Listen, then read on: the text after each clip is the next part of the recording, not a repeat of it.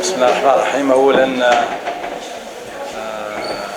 كنا تنتمناو اننا ننتصروا في هذه المباراه. بطبيعه الحال قبل المباراه كنا الطموح ديالنا هو اننا ما ننهزموش، ولكن اطوار المباراه تتخلف واحد النوع من الاستياء، لان كان باستطاعتنا اننا نفوزوا. بطبيعه الحال فريق المغرب الفاسي تمر من ظروف خاصه. بالنسبه لنا الشوط الاول كان مثالي جدا، لان سيطرنا، جاتنا ضربه جزاء ضيعناها، جاونا فرص ضيعناهم، كان ممكن نسجلوا. ولكن الشوط الثاني من بعد الطرد ديال عينه تنظن بان التغييرات اللي دخلنا ما عطاوناش اضافه اللي كنا تنتوقعوا، لان دخلنا لاعبين عندهم طراوه بدنيه كان ممكن انهم يعطيونا في لابيركسيون، يعني في الهجوم ويديروا الفرق. ولكن نقطة خارج الملعب تتبقى نتيجة بالنسبة لنا إيجابية. تنبغي نهني اللاعبين، خاصة الشوط الأول كنا في المستوى،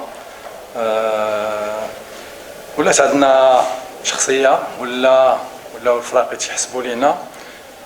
نجيو لفاس ولعبوا بهذه الطريقة ما تخلينا إلا نكونوا راضين على الأداء ديالنا. نتمنى ان شاء الله اننا نستمروا في المباريات المقبله، نسترجعوا هذه النقاط اللي ضيعناهم اليوم. حنا فريق اللي كيتطور، كنظن بان الاداء ديالنا والقيمه اللي ولات عندنا في البطوله وكيفاش تيلعبوا معنا الفراقي اللي هذا موسم تقريبا الان وصلنا ل 19 دوره، ثم الموسم الماضي لعبنا اكثر من 15 دوره بنفس الطريقه، والفراقي باقي ما تلقاوش معنا حلول. وبالتالي تنشتغلوا، عندنا تطور في المستوى.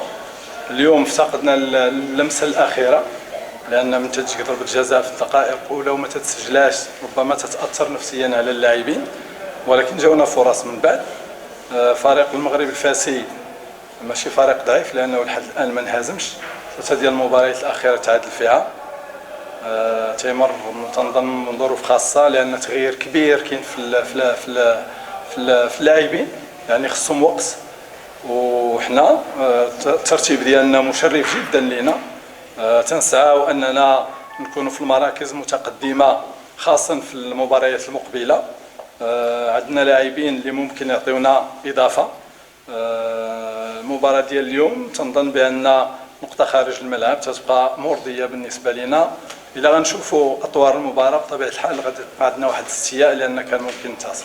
اشترك في القناة وفعل زر الإشعارات، وأيضا لا تنسى دعمنا بلايك.